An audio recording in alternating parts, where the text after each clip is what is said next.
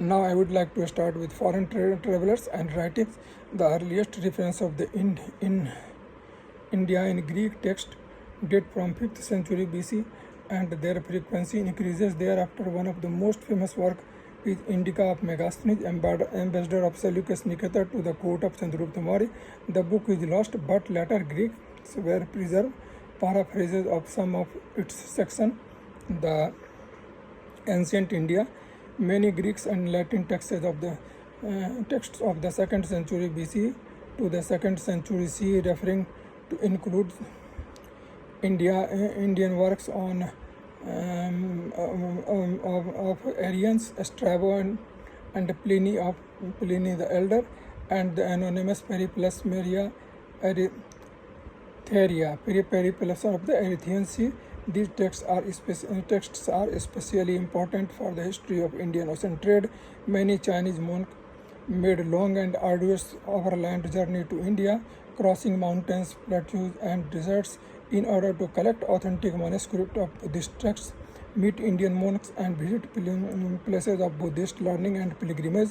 The best known among those who wrote accounts their Indian travels are Fahian and Wensang. Fahian's travel extended from 399 to 414 CE and were confined to northern India, and Wensang left his home in 629 CE and spent over 10 years traveling the length of the breadth of the country. He is young among 7th century Chinese travel, lived for 10 years in the great monastery of Nalanda. The accounts written by these pilgrims throws light of the history of Buddhism and various other aspects of Indian time. The rapid political expansion of Arab, the unity given to them by the Islam, the spirit of urban centers, and the patronage of the Khalifa had an important and far-reaching impact on intellectual ideas and technology in India and Europe. Arab scholars initially relied heavily on Greek work, but men such as Jaihani, Gardiji, and Al-Biruni developed their own independent critical point of view. Abu Rihan or Al-Biruni, a narrative of Khwarizm or Khaya in modern Turkmenistan, was one of the greatest intellectuals of early medieval times. Only 40 of the 180 books he wrote have survived. Al-Biruni traveled to India to satisfy his curiosity about the land and the people and to study their ancient texts in their original language.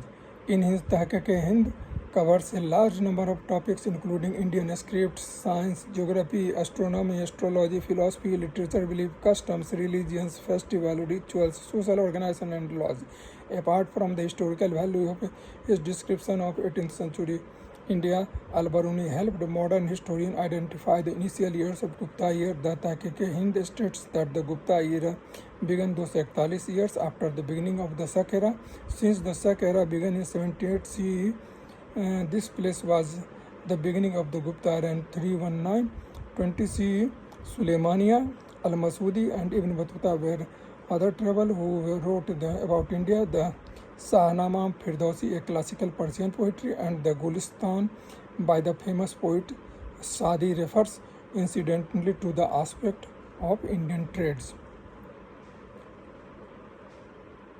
Okay, and this is all for the literary sources of Indian history. And second in order is coming archaeological sources that we are going to start shortly. Okay, thank you very much. Please like, share, and subscribe. Bye. Take care.